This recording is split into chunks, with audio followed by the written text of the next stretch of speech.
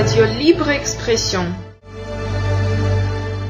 Bonjour à tous, chers auditeurs. Aujourd'hui, une émission avec Jean-Michel Abrassard des podcasts Scepticisme scientifique. Et on va parler de divers sujets. Bonne écoute. David de Radio Libre Expression. Oui, donc tu es un confrère ou un collègue podcasteur et je t'ai invité. Enfin, en fait, c'est un peu une émission crossover, comme on les appelle, où on va un peu échanger sur nos programmes respectifs. Mais évidemment, pour mes auditeurs, on va te demander de présenter en quoi consiste ton émission. Et puis pour tes auditeurs, je ferai un peu la même chose, quoi. Oui, alors je reçois des livres de plusieurs maisons d'édition. Oui, donc sur ton programme, tu abordes des sujets assez vastes en fait. Tu couvres beaucoup de choses, non? Mais j'essaye, Jean-Michel, parce que je veux pas me cantonner, j'allais dire, uniquement par exemple, au paranormal, mais à beaucoup de sujets d'actualité.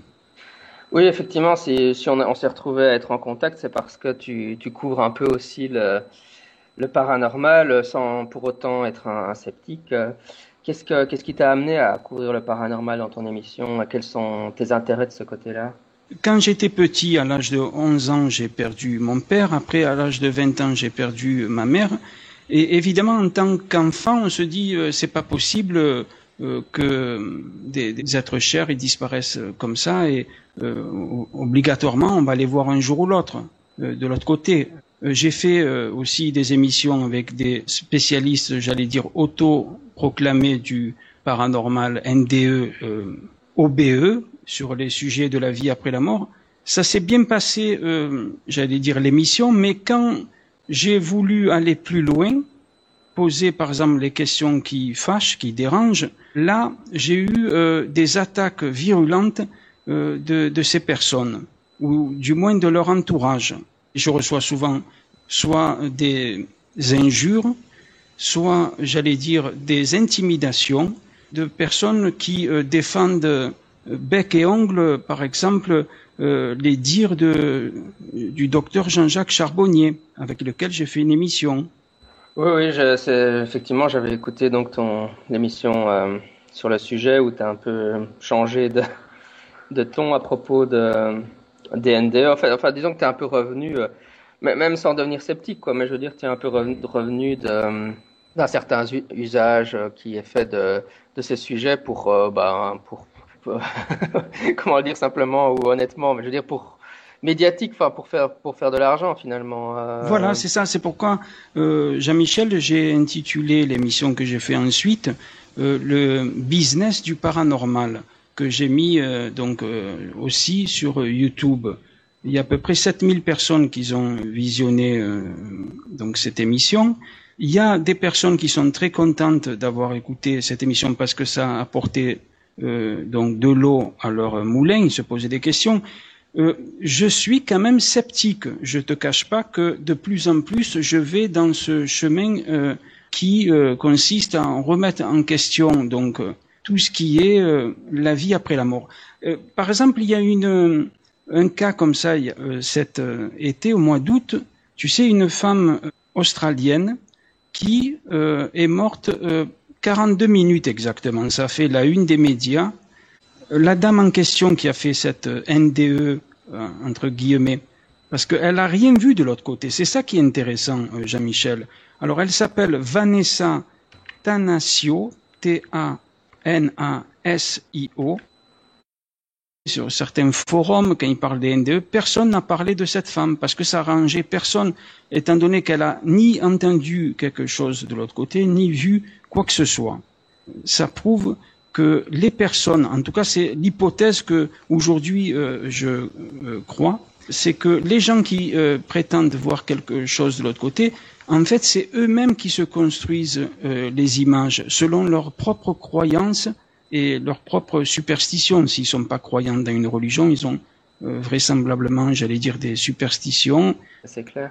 Ouais, j'étais en train de regarder. C'est vrai que c'est les nouvelles autour de cette Vanessa Thanasio, une mère de famille australienne, a été réanimée par des médecins après un arrêt cardiaque et 42 minutes de mort clinique, quoi. Et effectivement, elle dit Elle dit qu'elle a juste 2 jours qui lui manquent, enfin qu'elle n'a pas de souvenir. Aucun souvenir. Aucun souvenir. Et ce que je voulais ajouter, Jean-Michel, c'est que les personnes donc qui voient des choses de l'autre côté, ils se construisent donc un scénario qui est, j'allais dire, exactement pareil que dans les rêves. Alors les personnes qui sont très religieuses, aussi bien dans le christianisme, tu sais, les évangéliques ou les musulmans ou les juifs et les bouddhistes, quand ils rêvent de quelque chose, j'allais dire, d'inhabituel, ils vont forcément dire que c'est un message divin, alors que c'est eux-mêmes qui ont créé ce message parce qu'ils en ont besoin.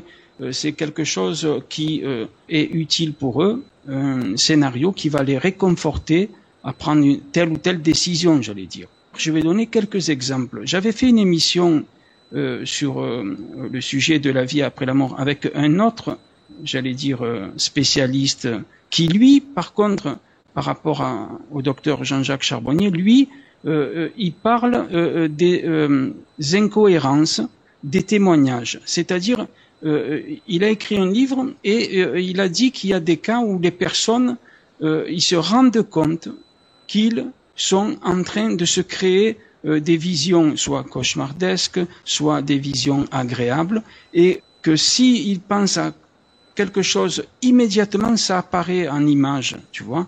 Et c'est ça qu'il faut que les personnes qui s'intéressent donc à ces sujets du paranormal sachent cela, pour pas qu'ils perdent de temps, j'allais dire, et qu'ils vivent leur vie pleinement, quoi. Oui, ça c'est parler comme vraiment comme un athée, parce que c'est toujours l'idée des athées. Si tu crois dans la vie après la mort, tu passes, enfin, la vie actuelle n'est qu'une préparation à l'après-vie, mais il faut vivre dans l'ici et maintenant. Enfin bon, c'est toujours quelque chose qu'on entend de la part des athées, enfin dont je suis quoi. Mais c'est vrai que je crois aussi que c'est important cette idée de pas trop projeter vers le futur. J'avais souvent ce genre de réflexion en lisant la littérature sur les expériences de mort imminente, mais les gens qui disent, ben oui, l'après-vie est quelque chose de prouvé, par exemple, mais bon, alors il y aurait les conséquences du genre, pourquoi les gens à qui on dit, bah, l'après-vie est prouvée, ben, ils pourraient très bien se suicider, pourquoi attendre, hein, si on a une vie si formidable de l'autre côté, ouais, il y a toujours cet aspect-là. Oui, c'est vrai. Mais juste pour rebondir sur ce que tu disais après cette Vanessa Thanasio, c'est intéressant, mais parce que c'est vrai que les médias ne rapportent pas souvent ce genre de cas de gens qui n'ont rien vu, un peu à l'inverse. Ici, c'est la durée, parce qu'évidemment, dans les articles, ils disent, bah oui, elle était morte cliniquement pendant 40 minutes, ça veut pas dire qu'elle était morte, hein, c'était mort clinique, hein. J'aime toujours dire la mort, c'est un état définitif, hein. Si elle est revenue de la mort, c'est qu'elle n'était pas morte. C'est juste la durée qui fait qu'on se dit qu'elle aurait dû voir quelque chose, mais je pense que dans les études sérieuses sur le NDE, les expériences de mort imminente, je veux dire, enfin, near death experience en anglais, il y a un pourcentage de gens, c'est qu'un faible pourcentage de gens qui ont une vision, hein. Mais maintenant, de mémoire, comme ça, à brûle pour point, j'ai plus les chiffres. Je crois que dans l'étude de Van Lommel sur les arrêts cardiaques, il y a quelque chose comme, je vais dire une bêtise, mais enfin, ça doit être quelque chose comme 10%, quoi. Mais c'est quand même pas énorme, quoi. Si on est dans les 10%, même si je suis vraiment pas très sûr de mon chiffre, mais c'est un petit chiffre comme ça. Ça fait quand même qu'une personne, enfin, ça fait qu'une personne sur 9, ça veut dire que 9 personnes vont avoir ce type de mort clinique et ne se souvenir d'absolument rien, quoi. Exactement, Jean-Michel. Et surtout, ça pose quel problème? Là, on est bientôt en 2014. Alors, le problème, moi, ce qui me dérange dans ces témoignages qui touchent au paranormal, surtout NDE, et ça consolide les personnes, en fait, qui sont dans la religion, parce qu'ils vivent dans la peur, hein. Toi, tu as côtoyé donc et tu as travaillé dans le monde chrétien, protestant et évangélique. Tu as vu des personnes qui sont dans un piège et qui peuvent pas sortir de leur, j'allais dire, secte, hein, moi j'appelle ça comme ça, et uniquement parce qu'ils vivent sous la peur. Tu vois, la peur de je vais plus à l'église, je vais plus à la mosquée, je vais plus à la synagogue, donc Dieu va me rejeter et je vais en enfer. Et je dois sacrifier ma vie, vivre d'une manière, j'allais dire, avec des frustrations, une vie quand même, il faut dire les mots, misérable, pleine de tourments dans l'esprit en tout cas, pour espérer aller au paradis. Et c'est pourquoi ces témoignages, quand ils sont mis au jour dans les médias, quand même je trouve que c'est dommageable, tu vois. Et ça n'aide pas les personnes à évoluer, j'allais dire, dans un monde plus libre, parce que les religions apportent des divisions, et ça, malheureusement, on paye tous les conséquences de cela. Mais j'ai l'impression que dans ce que tu parlais du business du paranormal, là, c'est les auteurs qui naviguent dans ces eaux-là sont plus des auteurs pas trop. Enfin, bien sûr, je veux dire, les chrétiens, ils vont parler des expériences de mort imminente, etc. Mais j'ai l'impression que les auteurs qui sont plus dans vraiment le business du paranormal, c'est une mouvance un peu nouvel âge comme ça. Enfin, le nouvel âge, évidemment, est aussi une sorte de religion, même si c'est pas institutionnel, mais et qui a aussi des défauts. Et c'est vrai que dans ces milieux-là, ils vont parler des expériences de mort imminente. Sans jamais, comme tu le soulignais, donner de l'information critique ou de l'information, je veux dire scientifique. Enfin, c'est vrai qu'ils surfent là-dessus. Mais j'ai un peu du mal aussi à me représenter le public, évidemment, parce que je suis pas du tout un nouvel âge dans l'âme. mais comment eux le vivent, quoi? Est-ce qu'ils le vivent dans la peur ou pas, ou est-ce que, enfin, le nouvel âge est d'une croyance tellement bizarroïde que... Ah oui, c'est très vaste. Et en plus, il y a un gros business aussi derrière. Quand tu vois les gens, par exemple, ils promettent des guérisons, et j'ai quand même du mal à comprendre comment des personnes payent des séminaires, participent, tu sais, à des conférences, ou même ils vont faire des jeûnes, tu sais, ils mangent pas, ils vont marcher dans la nature, soi-disant pour se purifier, tout ça. Malheureusement, ça devrait pas exister, ça devrait être encadré, parce qu'il y a des gens qui peuvent, je veux dire, tomber malades, quoi, de ces pratiques. Aux États-Unis, par contre, il y a eu des cas où, encore récemment, tu sais, dans une hutte, ils faisaient comme les Indiens, quoi, ils faisaient bouillir donc de l'eau, tout ça, et ils vivaient plusieurs heures dans cette tente en méditant, mais certains sont morts d'épuisement carrément. Oui, c'est les fameuses huttes de sudation, hein. Il fait extrêmement chaud, c'est comme être dans un sauna, quoi. Et il faut rester là-dedans pour éliminer les toxines ou quelque chose dans ce style-là. Mais exactement. On peut en mourir. Tout à fait ça. Et oui, mais il y en a qui sont morts et les familles ont porté plainte, mais bon, ça fait pas revenir la personne.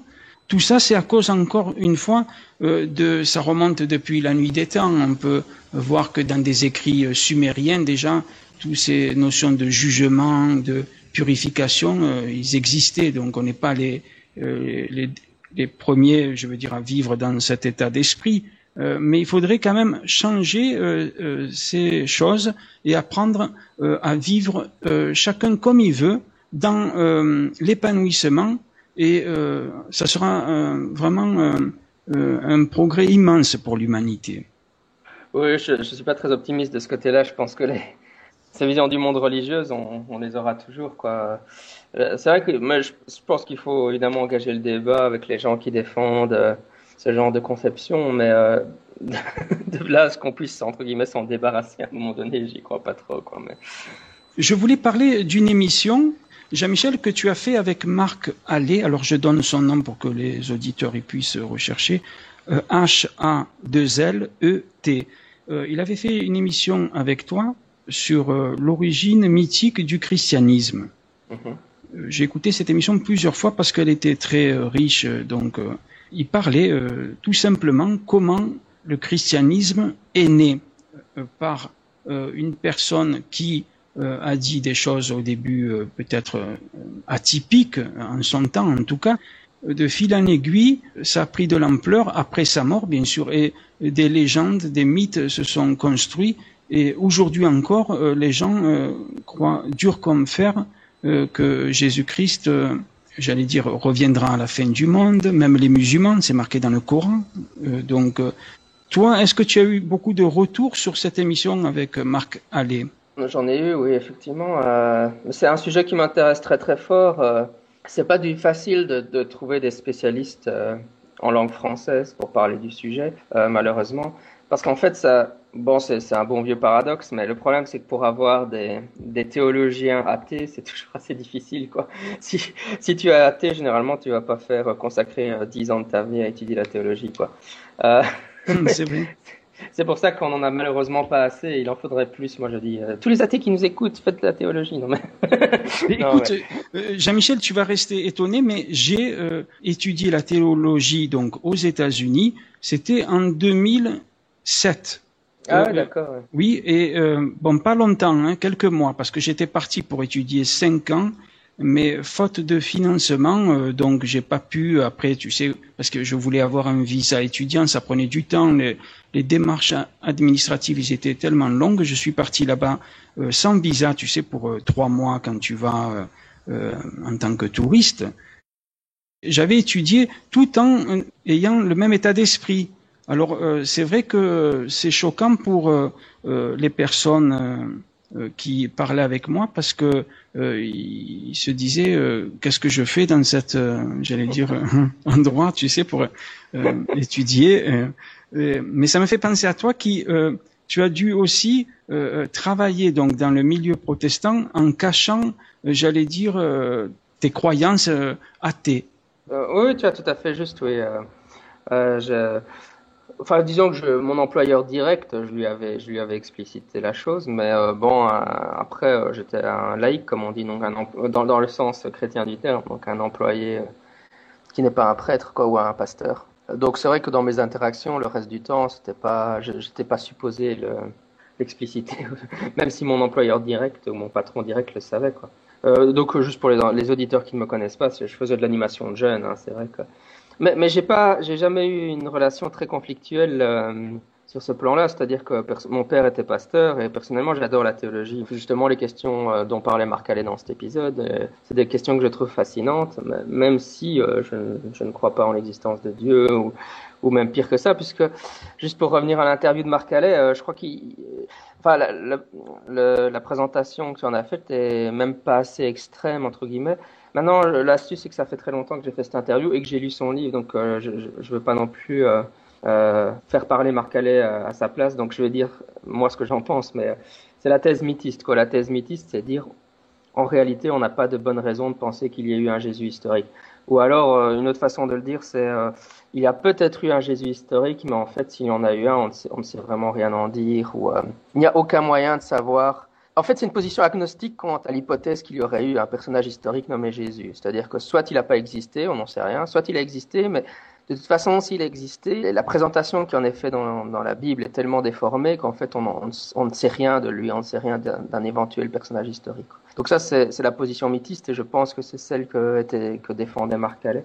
Et en fait, le contre-argument qu'on m'oppose souvent quand on me dit oh j'ai écouté l'interview de Marc Allais, ça va être de dire oui mais Marc Allais c'est pas un universitaire, hein, c'est pas un théologue, il a pas fait de doctorat en théologie, donc son opinion ne compte pas. Bon, je peux comprendre l'argument, mais ça n'engage pas vraiment avec ce qu'il raconte à un niveau très profond. Évidemment, c'est un argument un peu facile. Et évidemment, aux États-Unis, il y a des universitaires, donc Robert M. Price, Richard Carrier. Robert M. Price est un double doctorat en théologie, Carrier un doctorat en histoire. Il y a des historiens qui défendent cette position, enfin, je veux dire des universitaires qui défendent cette position. Alors, ils sont minoritaires. Bon, ok, ils sont minoritaires, c'est un fait. À l'heure actuelle, ils sont un minoritaire. Mais quand on pose la question par exemple, Robert M. Price, il dit, et alors, c'est une position minoritaire, ça fait pas que, enfin, ce qui compte, c'est les arguments qu'on a pour la défendre, pas si elle est minoritaire ou majoritaire. Et une des raisons pour laquelle elle est minoritaire, c'est que la grande majorité des universitaires qui s'intéressent à la question, y a-t-il un Jésus historique, sont des chrétiens. Donc forcément, ils défendront l'idée qu'il y a eu un Jésus historique. Je crois que Robert M. Price disait même pour rigoler, oh, il y a un consensus scientifique chez les spécialistes du Coran que le Coran est le livre le plus inspiré de la Bible parce que c'est tous des musulmans fondamentalistes, quoi. Enfin, c'est un peu ça, quoi. En fait, il y a un biais dans le consensus, quoi. C'est une zone de la science où il y a une raison évidente pour laquelle il y a un biais dans le consensus scientifique. Si la grande majorité des gens qui s'intéressent à un niveau universitaire à la vie de Jésus sont des chrétiens, on va forcément avoir un biais, quoi. Voilà. Je sais pas si tu as envie de réagir là-dessus. Oui, alors, pour nos amis qui sont chrétiens, musulmans, juifs, bouddhistes et autres, et qui sont persuadés d'être dans la vérité et l'unique vérité, et ils se disent je connais la vérité et j'ai intérêt de rester toute ma vie dans cette vérité, sinon j'irai en enfer. Alors je leur dis surtout n'ayez pas peur, vous n'allez pas aller en enfer, mais il est bon pour vous de vivre d'une manière complètement libre dans votre esprit et de faire une recherche toute simple, donc un personnage qui réunit les trois grandes religions, à savoir donc le christianisme, l'islam et le judaïsme, c'est bien Moïse qui est cité dans ces les trois entre guillemets livres sacrés. Alors on n'en parle pas souvent, mais le roi Sargon d'Akkad, alors je donne son nom pour que ces personnes font des recherches, Sargon, S-A-R-G-O-N, il a eu la même histoire, comme par hasard, que Moïse, mais plusieurs siècles avant. Malheureusement, ça, les pasteurs donc n'en parlent pas, les imams non plus, les rabbins non plus, parce qu'évidemment, ça ferait voler en éclats leurs croyances, parce que ces personnes mettent sur un piédestal Moïse, lui qui a soi-disant parlé directement avec Dieu.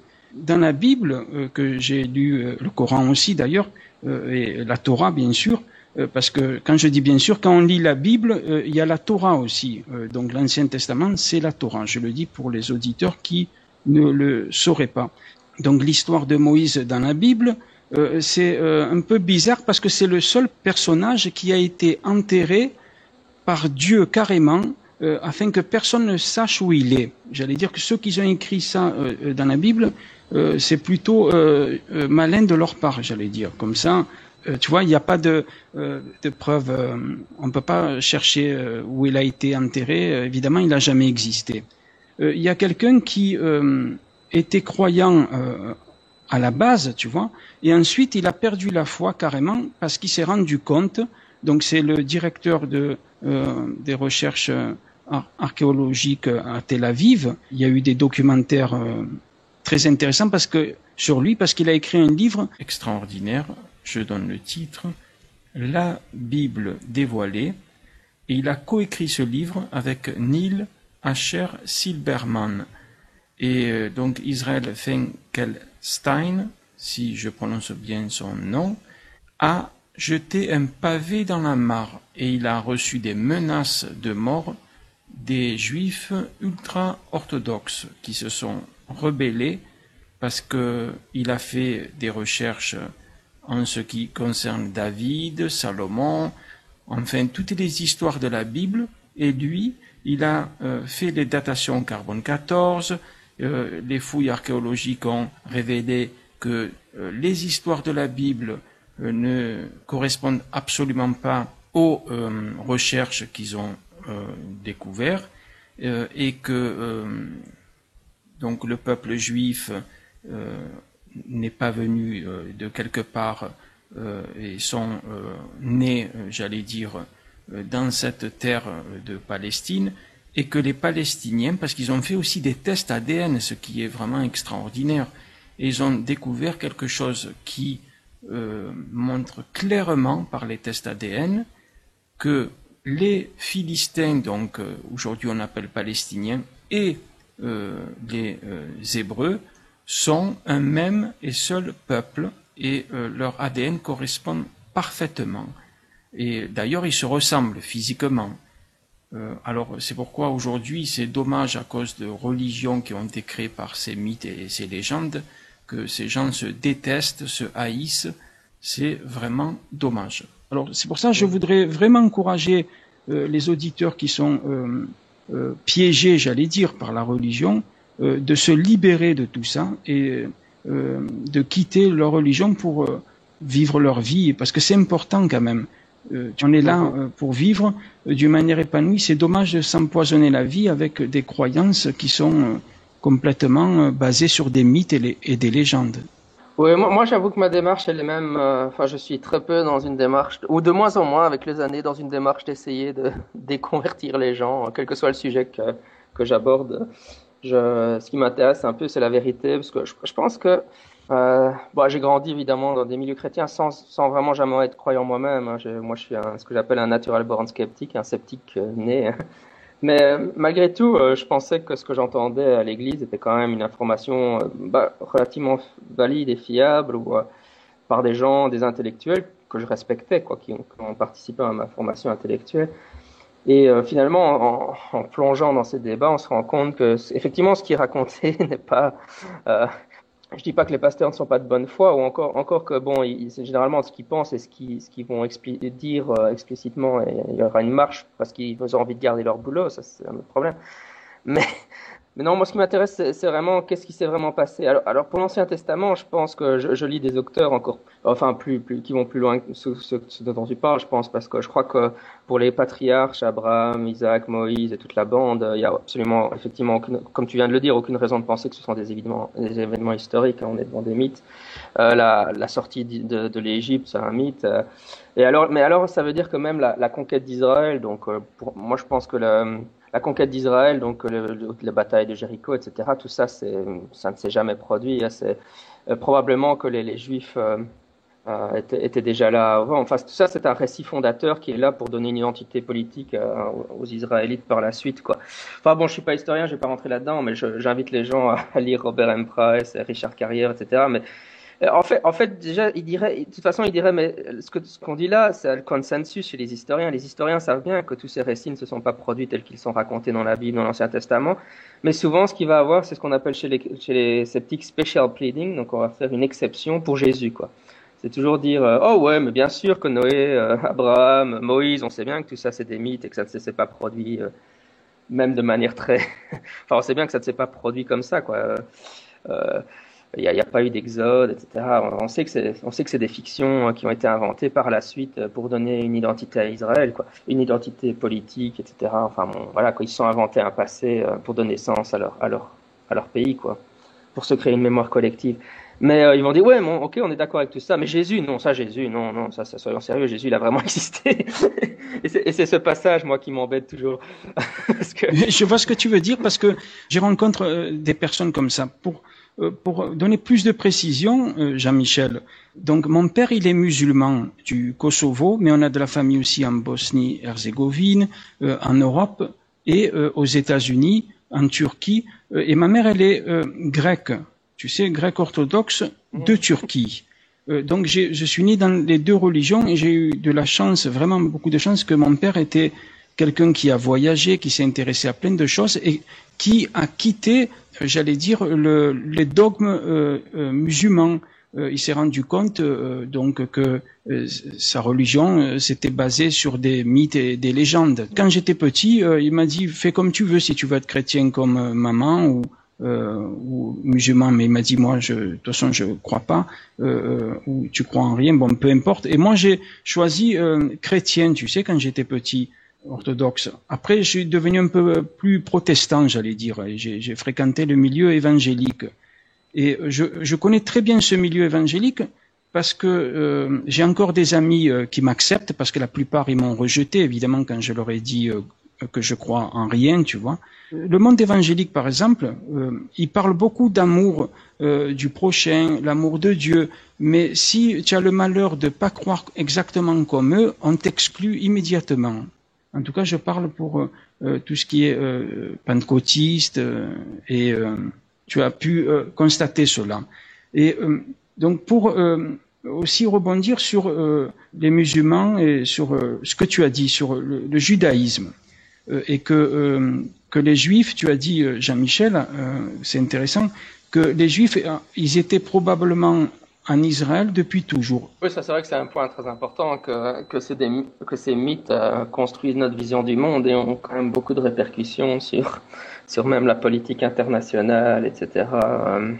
Alors qu'ils n'ont aucune validité historique, quoi. Mais juste pour dire, tu mentionnais par exemple David et Goliath, mais je veux dire, il n'y a même pas besoin d'aller en archéologie pour se rendre compte que David et Goliath, c'est une histoire qui ne tient pas la route, parce que même dans la Bible, il y a il y a 3 versions différentes de l'histoire de David et Goliath. Ça, c'est aussi un truc que les pasteurs ne disent jamais, mais il y a 3 versions différentes et il y a une version où David affronte Goliath, il y a une version où David affronte quelqu'un qui ne s'appelle autrement que Goliath, et il y a une 3e version où c'est quelqu'un d'autre que David qui affronte Goliath dans ces 3 versions. Si on compare les 3 versions, elles peuvent pas être vraies tout en même temps.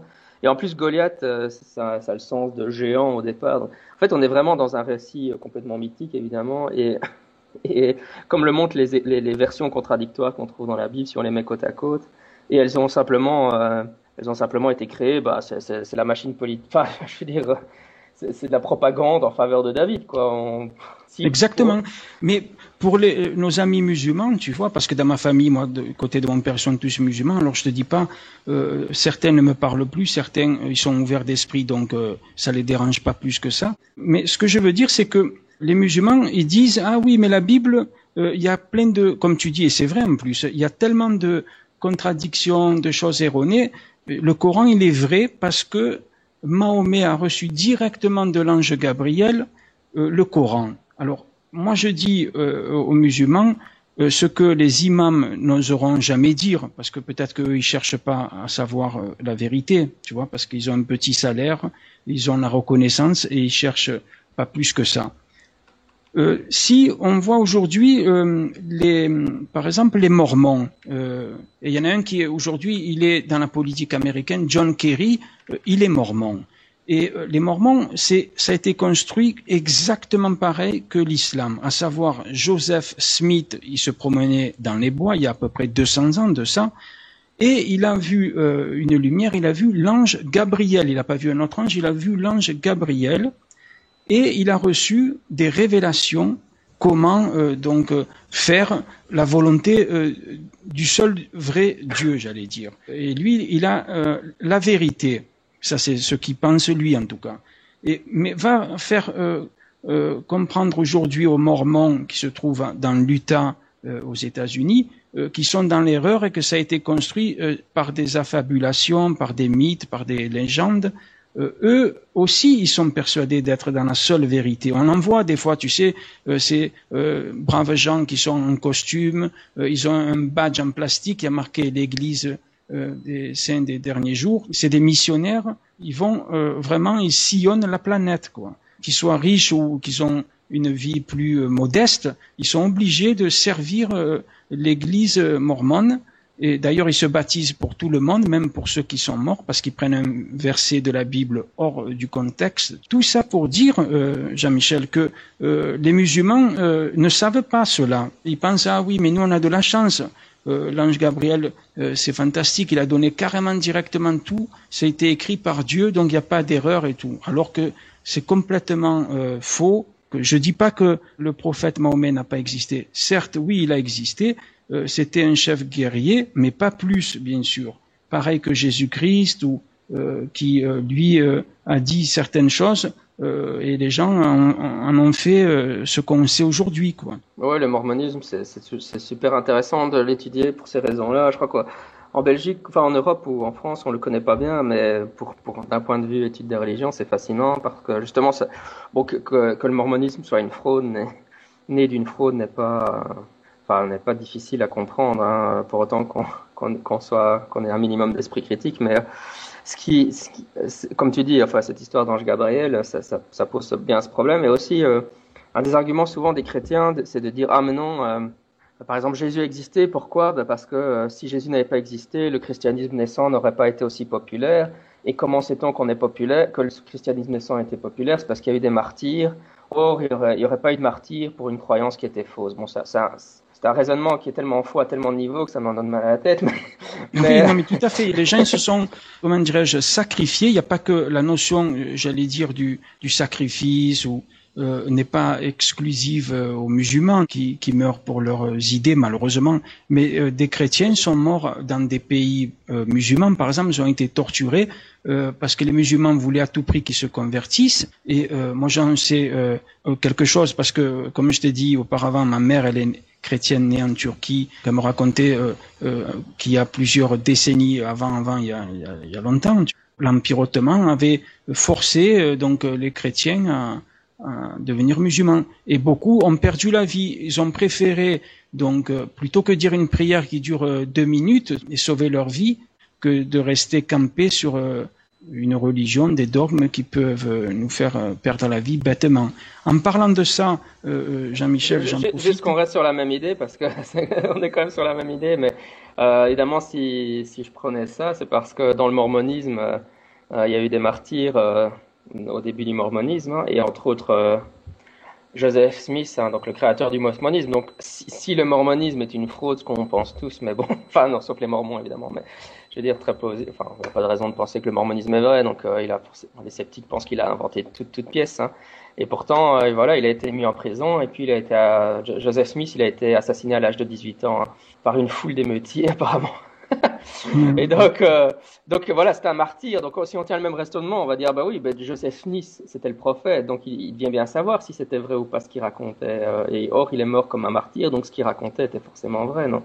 Bah non, bah voilà, il y a des gens qui meurent, même pour des choses dont ils savent pertinemment bien que c'est faux. La politique a la même schématique que la religion. Aucune différence. Donc combien de gens sont morts pour des idéologie, j'allais dire, politique. Et ça fait pas ça une vérité, quoi. Et c'est très dommage pour ces personnes. J'en profite aussi, Jean-Michel, pour dire aux auditeurs que donc j'ai voyagé d'une manière pas facile, comme un baroudeur, avec peu de moyens financiers. Mais je suis allé, j'ai fait un film que j'ai mis, donc on peut visionner. Donc je suis président de l'association Stop Terrorisme. Terrorisme, je précise sans E, tu sais, je l'ai écrit d'une manière anglophone pour que ça soit plus international. Je suis allé 2 fois dans la zone tribale du Pakistan, d'Afghanistan, pour rencontrer les gens sur place et leur apporter un message de paix pour qu'il n'y ait pas, j'allais dire, cette séparation entre l'Occident et ces pays, mais pour qu'ils sachent que on n'est ni meilleur ni pire que eux. Jean-Michel, que toi et moi, on fait des émissions, donc ça nous prend notre temps, mais on fait ça avec plaisir et nos podcasts, ils sont gratuits. On ne fait pas un business de ça. Donc, et ça, il faut le dire aussi. Ça va très bien, mais ça sera notre mot de la fin. Oui, effectivement, quand on tape Radio Libre Expression dans Google, on tombe facilement sur ta page Facebook, sur ton podcast sur iTunes et ta page, et aussi t'as une chaîne YouTube. Donc, je pense que les auditeurs pourront aisément te trouver sur le net. Et bon, voilà, on a beaucoup parlé de religion finalement, mais écoute, on reste en contact et à une prochaine fois alors. Très bien, Jean-Michel Abrassard. Donc, tu es le fondateur de Scepticisme Scientifique. Je te remercie. Très bien, ben voilà. Au revoir. Au revoir.